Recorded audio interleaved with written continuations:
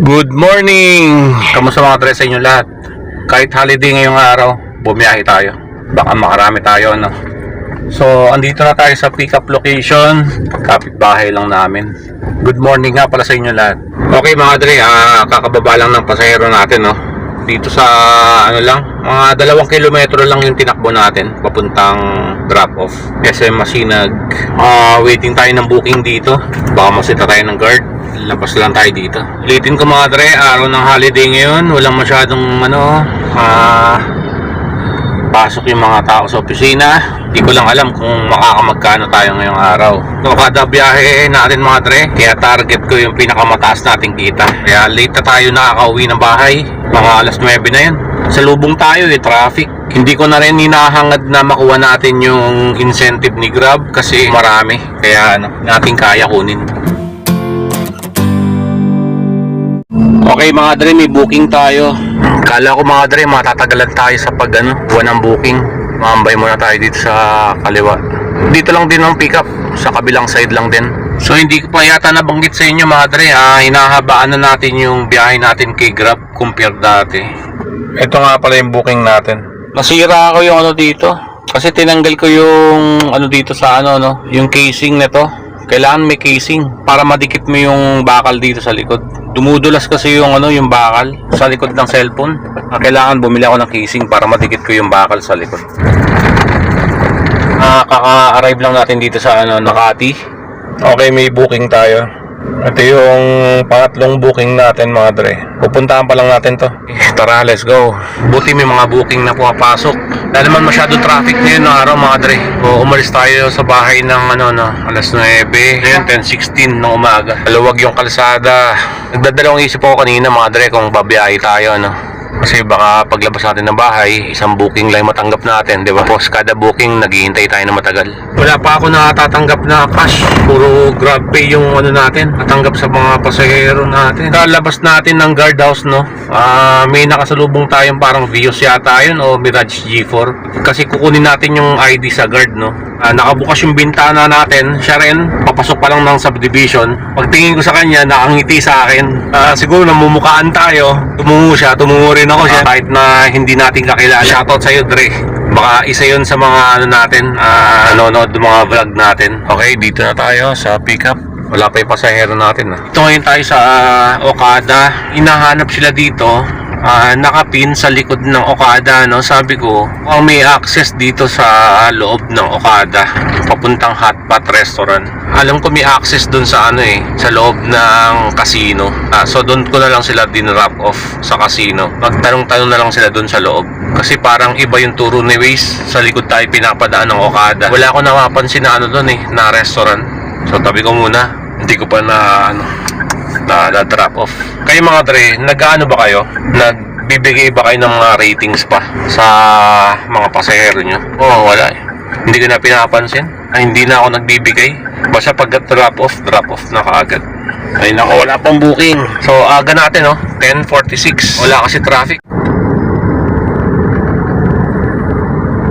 Malapit lang yung pick up natin mga dre. Kakapasok lang din ng booking natin. Hindi pa kasi ako nakakabili ng pangkabit dito.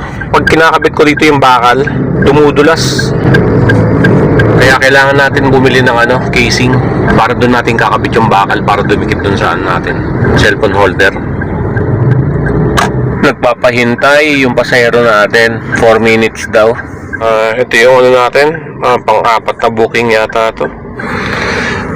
Okay mga dre, dito ngayon tayo sa nasa ngayon tayo, multinational sa Paranaque.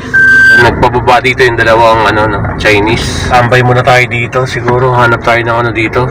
Mapaparadahan natin. Kung may papasok na booking dito, all goods. Kung wala, ayos lang din. Okay, kita-kits tayo mamaya pag may booking na tayo. Dito muna tayo. Yun may booking tayo. Ayun basta marunong lang tayo maghintay mga dre, may papasok at papasok yan.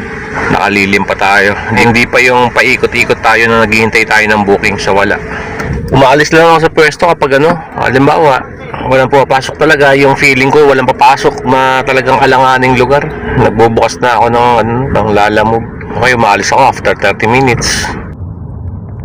Hindi ko alam kung may daan dito. Nilagpasan ko na nga ito, kala ko may ibang daan. So tiyatawagan na natin. Hindi tayo kakasi dyan. Yun yung papasok eh. Diyan yung pick up natin, papasok. Masyado na masikip yan para sa sasakyan natin. Saver na nga yung booking niya. Pahirapan pa sa pag-pick up. Sa ngayon tayo mga dre.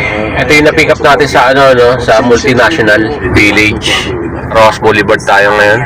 Hanap ulit tayo ng malilim-liman natin. Hindi tayo nagtagal dito. Buti na lang may booking na pumasok mga dre. Hindi ko na tinitingnan kung saan yung drop off natin. Ang dating gawin, tanggap ng booking. Walang traffic. Okay, kakababa lang. Na-pick up natin to sa Airport Road, Parañaque. Puntang Shangri-La, 145. Nagsimula na. Mababa na ang mga fare na natatanggap natin. Naghihintay tayo ng pasahero natin. Hirap pag may truck na dumaan dito.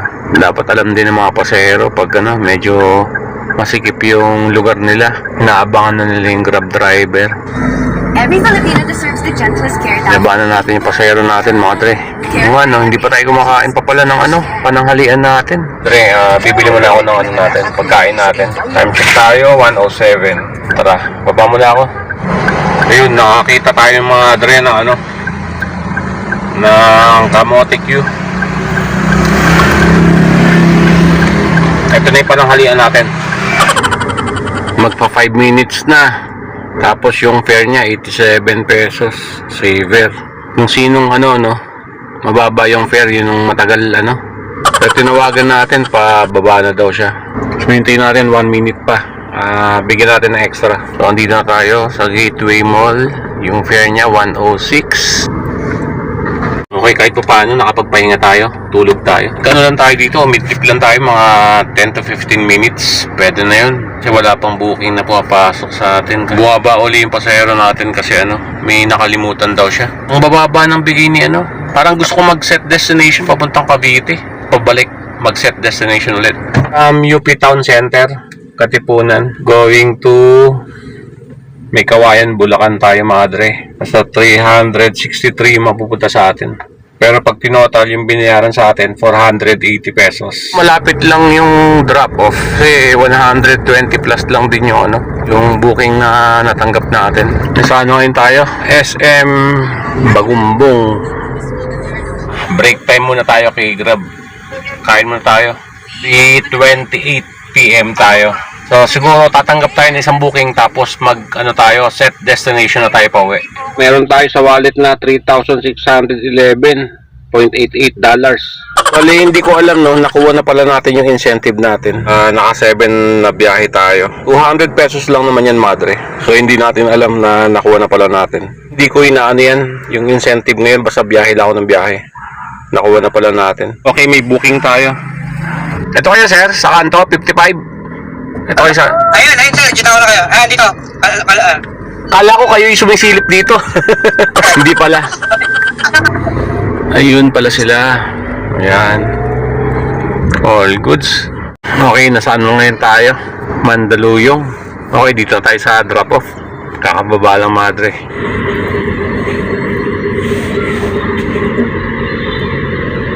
Ginikas na lang ng pasahero ko yung yung bayad. Nakababa na yung pasahero natin. Hindi ko alam kung pumasok na yung GCash, Hina ng internet natin. Pat sa kabila tayo dadaan, Mukhang matraffic dito. Hindi ko lang alam kung makukuha natin tong booking na to. Parang ayoko na. Tumuloy. Traffic na dito. Maubos na yung oras natin dyan. Wala, hindi natin na tatanggapin yung booking. Siksikan na sila. Batch na tayo. Balik tayo mga dre.